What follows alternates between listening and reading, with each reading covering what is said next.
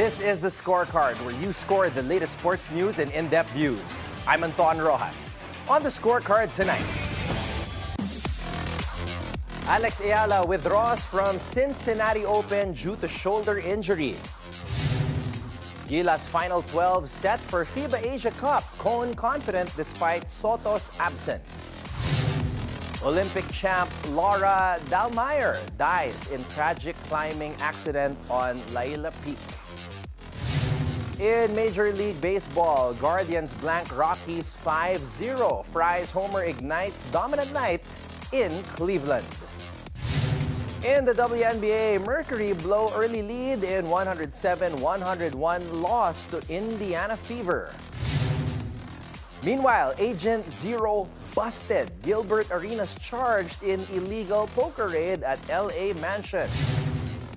And our sports correspondent Sheila Salaysay reports on lessons of resilience, faith, and the power of a dream from Pinoy Mount Everest conqueror Miguel Mapalad. All the headlines and more on the Scorecard tonight, the 31st of July. Now, here's our roundup. Filipina tennis star Eala has withdrawn from next month's Cincinnati Open due to a shoulder injury. The Women's Tennis Association confirmed on its website. The Cincinnati Open, set for August 7 to 18, is the final WTA 1000 tournament before the U.S. Open. Eala will be replaced in the main draw by Mexico's Renata Zarazua. Eala recently competed at the Omnium Banque National in Montreal, where she faced off against 2023 Wimbledon champion Marketa Vondrousova. With kinesiology tape on her shoulder, Eala won the first set 6-3, but struggled after a medical timeout, eventually losing in 3 sets. In an Instagram post after her match, Eala said that Montreal was a short but sweet trip, but it is time to rest and recover. Alex is expected to return to action at the Monterrey Open in Mexico after her recovery. Gilas Pilipinas is ready for the 2025 FIBA Asia Cup in Jeddah, Saudi Arabia, with its final 12-man roster locked in despite missing a key piece. Barangay Ginebra's Ronje Abarrientos and Troy Rosario have been dropped from the lineup just hours before departure. Gilas assistant coach Richard Del Rosario confirmed the cuts, adding RJ and Troy are out. They will no longer join the team in Jeddah. The move comes as Calvin Oftana is cleared to play after recovering from a sprained ankle. Still, Gilas will be without 7'3" Kai Sotto, who's rehabbing an ACL injury in Japan. Head coach Tim Cohn admits his absence is a huge loss but believes the team can compete. Sotto, who had surgery in January, is targeting a return by October, in time for the November FIBA World Cup qualifiers. In Jeddah, Gilas faces Chinese Taipei, Iraq, and world number 22, New Zealand. Here is your final 12, led by Justin Brownlee, Calvin Oftana, Junmar Fajardo, CJ Perez, Scotty Thompson, and Japet Aguilar. Cohn is banking on depth, chemistry, and toughness to make a strong run. Now it is another sad day for sports as one of Germany's greatest Winter Olympics icons has fallen, not on the biathlon track but in the heart of the Karakoram Mountains. The German Olympic biathlon champion died following a climbing accident on Eala Peak, a 6,069-meter summit in northern Pakistan's Karakoram Range. Laura Dahlmeier lost her life in a deadly rockfall at 5,700 meters. Her climbing partner, Marina Eva, survived and was rescued after sending a distress signal, making it safely to base camp. Due to severe weather, rescue helicopters couldn't reach the site. Her body remains on the mountain, and her final wishes. German President Frank-Walter Steinmeier paid tribute, calling Dahlmeier a role model for peaceful, joyful, and fair coexistence across borders. Dahlmeier made history at the 2018 Pyeongchang Winter Olympics, winning gold in the 7.5-kilometer sprint and 10-kilometer pursuit, plus a bronze in a 15-kilometer individual. She was the first woman to claim both sprint and pursuit titles in a single Olympics. She retired in 2019, capping off a legendary career with 15 World Championship medals, including 7 gold. A mountain warrior in sport and in life, Laura Dahlmeier's legacy lives on far beyond the snow. Moving on to Major League Baseball, David Fry unleashed a monster shot to the left and the Guardians never looked back, shutting out the Rockies 5-0 behind lights-out pitching and timely hits. David Fry launched a 383-foot two-run homer in the first inning, while Colby Alliard struck out 5 in just over 3 innings, as Cleveland cruised past Colorado 5-0. Allard retired 9 straight batters, allowing just 1 hit in a dominant stretch. Carlos Santana collected 2 hits and an RBI, while Jose Ramirez also added 2 hits, including a first-inning double that moved him to 7th on the franchise's all-time hit list. Brian Rocchio's sac fly made it 3-0 in the 4th before Steven Kwan extended his hitting streak to 8 games and scored on a base hit by Kyle Manzardo. Santana then drilled an RBI double to right to make it 5-0. 6 Guardian pitchers combined to hold the Rockies to just 3 hits, including 2 scoreless innings from Jacob Junis, who picked up the win. Cleveland improved to 44-12 when scoring 4 or more runs this season. The Phoenix Mercury couldn't hold on to a red-hot start, giving up a double-digit first-quarter lead in a 107-101 loss to the Indiana Fever. Phoenix exploded out of the gate with a 30-point opening quarter, including a 12-0 scoring run. But Indiana answered back with a 12-0 run of their own in the second, turning up defensive pressure, forcing multiple turnovers to shift the game's momentum. The Fever continued to cut through Phoenix's defense, and by the third quarter, Fever had just closed the gap to 2 points. Tensions rose when Dewana Bonner checked into the game, met with loud boos from the Indiana crowd. Bonner, who was waived by the Fever earlier this year, returned to Gainbridge Fieldhouse with something to prove. Caitlin Clark, still sidelined with a groin injury, was fired up on the bench, helping energize the home crowd as Indiana held firm down the stretch. Indiana capitalized at the line, hitting 32 of 38 free throws to help close out the win. It's the first time this season Phoenix has allowed over 100 points, despite a strong showing from Alyssa Thomas. The Mercury's costly turnovers kept Indiana in control. After the game, Kalea Copper criticized the crowd's treatment of Bonner, calling the boos distasteful, and affirmed the team's full support for their veteran forward.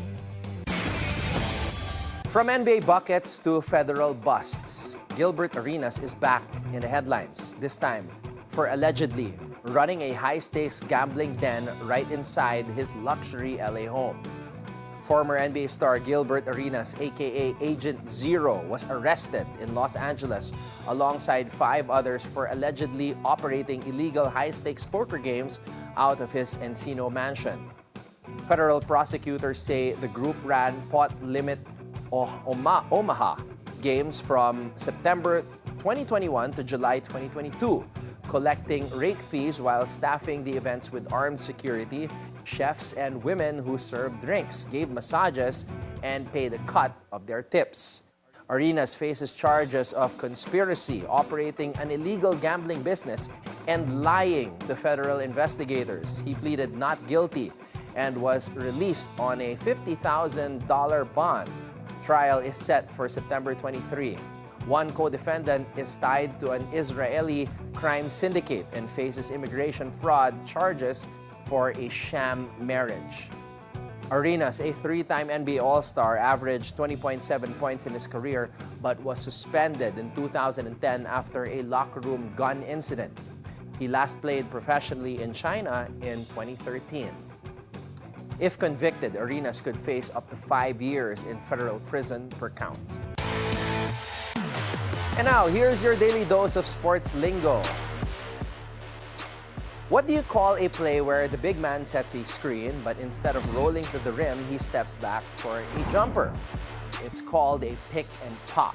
Unlike the traditional pick and roll, where the screener dives to the basket after the screen, the pick and pop is a crafty variation where the screener pops out to an open spot for a jump shot, usually at the free throw line or beyond the arc. This play is deadly when executed by big men who can shoot, stretching the defense, creating space, and forcing slower defenders to make quick decisions. NBA stars like Dirk Nowitzki, Kevin Garnett, and Chris Bosh perfected this move, making it a staple in modern basketball playbooks. It's time for our off-court buzzer.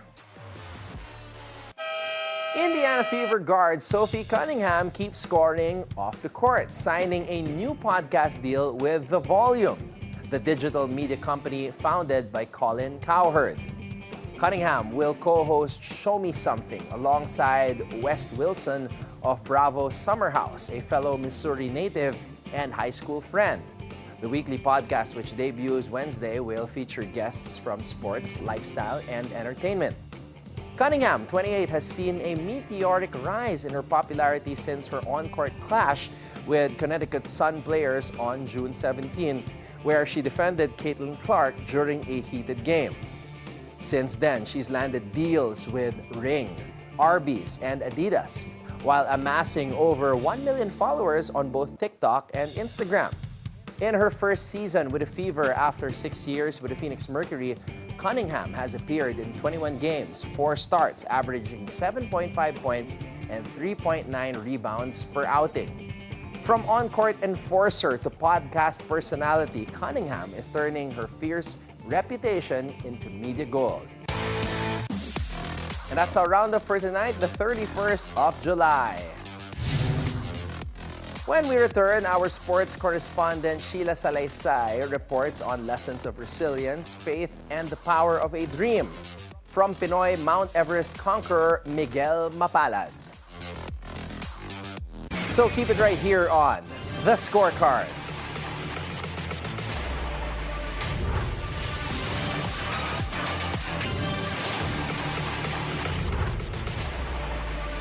Welcome back to The Scorecard. In pursuit of a dream, sometimes there are mountains to climb. And for Miguel Mapalad, literally. It has been almost 2 decades since the last Filipino stood on the summit of Mount Everest. And this year, Mapalad was fortunate enough to make it. Here's our sports correspondent Sheila Salaysay with the lessons Miguel brought down from the roof of the world. This is it. We're about to summit Mount Everest. The long wait is over. 19 years. That's how long the Philippines waited to see one of our own stand again on the summit of Mount Everest. Miguel Angel Mapalad, a full-time mountain guide, fulfilled the dream and continued to raise the Philippine flag on top of the world. Miguel joined the Philippine 14 Peaks edition with the mission to conquer the world's toughest mountains, one summit at a time. His story began in 2007 when he first laid eyes on Everest. But like many of us, he was told it was impossible. Na-inlove ako sa Himalayas nung nakita ko yung unang-una yung Everest, 2013. So, sabi sa akin nung kasama kong guide, Sherpa, yung mga nakatira doon, na bago ka lang sa gantong altitude, Pilipino ka, at baka mahirapan ka, baka imposibleng marating mo yung tuktok. Hindi ako naniniwala. Miguel kept the dream, and more importantly, he prepared. Nag-research ako, sinundan ko yung training plan for Mount Everest. No? Kailangan doon is sanayin yung katawan. Which is sabi nga ng mga Sherpa, hindi kayo sanay sa gantong lamig, hindi kayo sanay sa gantong mga yelo, sa gantong mga bundok. Sanay lang kayo sa gubat. Hindi ako naniniwala. Papakita ako sa iyo yan, my friend. 5 months of training, adjusting to the altitude, fighting through fear, and then the climb. Ice falls, a dead zone, negative 40 degrees Celsius, snow blindness, no food, barely any water, but Miguel kept moving. The online support he garnered pushed him to try harder. Nung paakyat pa lang ako, unti-unti na yung dumadami na sumusubaybay sa pag-akyat ko. No? Sabi ko, wow. Sabi ko, parang mas marami na akong nai-inspire. Mas maraming sumusunod sa akin. Wow, pangarap ko rin yan, pangarap ko rin yan. We'll pray for your success, ganyan.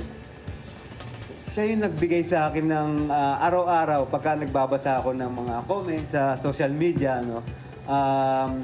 Pagka nakakaramdam ako ng lamig, ng hirap, ng kung anumang challenges, yung mga comments, yung mga messages, yung mga prayers, yan yung nagbibigay sa akin ng lakas. Fear was a constant, but his faith was bigger than any fear he has ever faced. Sabi ko, ito na yung challenging part, yung takot. Kaya lang, paano mo maabot yung pangarap mo kung uunahin mo yung takot?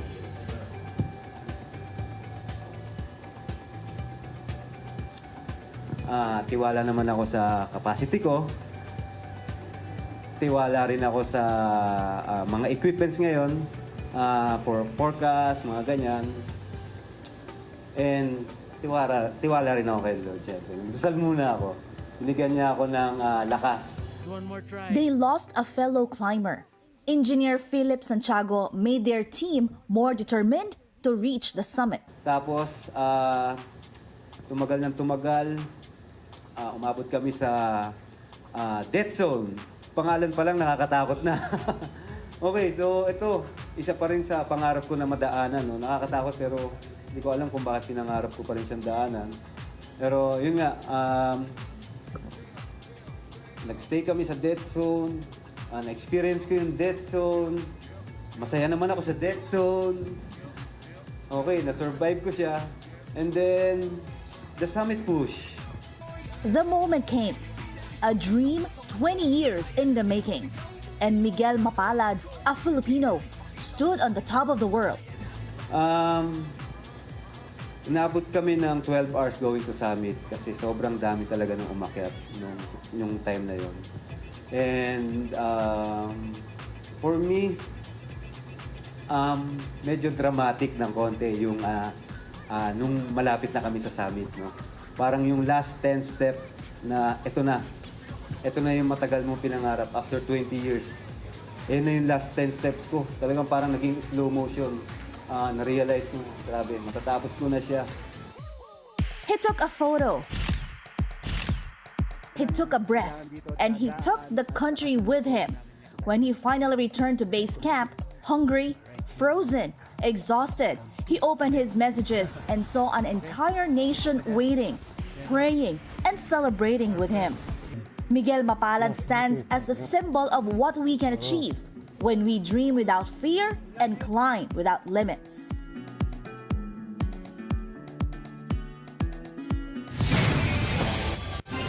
Up next, DC is heating up. The Mystics have their eyes on redemption, but the Valkyries, they're here for the sweep. Citron's rising, Burton's ready, and this matchup's got all the makings of a late-season statement game.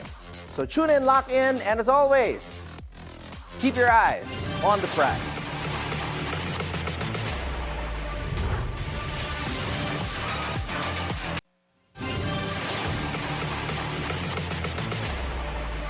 Welcome back to the Scorecard. It's time to keep your eyes on the prize. Okay. All right. Let's get into this. Tomorrow in the capital, the WNBA's newest rivalry might not have the history, but it's got the heat. The last time these two faced off, Golden State snuck out with a win by 2. Veronica Burton was everywhere, 22 points, and she was clutch when it counted. But that was then. This is a different Mystics team. Enter Sonia Citron. The rookie just torched Chicago for 28 and made it look personal. Kiki Iriafen, 22 and 10, her 8th double-double. 2 rookies, no fear, all hard. The Mystics put up 103 points in their last outing. And that's not a typo. That is a statement. Now you add in Shakira Austin, still one of the best in-paint presences in the league. And Washington's looking like a team finding its identity and its timing. But don't blink on the Valkyries. Close win over Atlanta? Yes. Zandalassini's baseline buzzer beater? pure ice. And that bench outscored the Dream 39-16. Tiffany Hayes is the veteran glue. Korea Leti, been instant offense. Burton still that shot creator under pressure. Golden State's not just expansion, they're exception. But here's where it gets fun. Citron versus Burton, two lead guards, two different styles. Citron plays like she's been in the league for a decade. Burton plays like every possession is her last. The game winner might come on the glass. Washington loves the paint. Golden State leads the West in defensive boards. No Kayla Thornton. That's a tough loss. But this team knows how to box out and fight dirty for second chances. So what is the X factor? Energy. Washington, they're at home. They're fresh off a 100 burger. The Rockies are cooking, and if Citron gets comfortable early, look out. But if Zandalasini and that second unit get loose again, we might be looking at another down-to-the-wire classic. So stay ahead of the game as the WNBA playoff race tightens. And here's your full breakdown of tomorrow's action.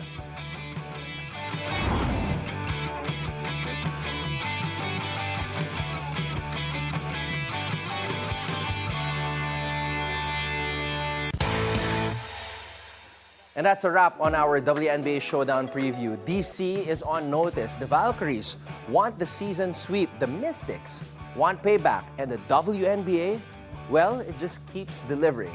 So tune in, lock in, and keep your eyes on the prize. Before we go, think on this. From Australia's premier backstroke swimmer who defended both her 100-meter and 200-meter backstroke Olympic titles at the Paris 2024 Games. Kaylee McCone once said, "Facing my fear of failure was more meaningful than the gold." And with that, thank you for joining us tonight. We'll see you again tomorrow on the Scorecard, where sports is our business and business is our sport on the Bilyonaryo News Channel. This has been Anton Roxas. Have a blessed evening, everybody. Good night.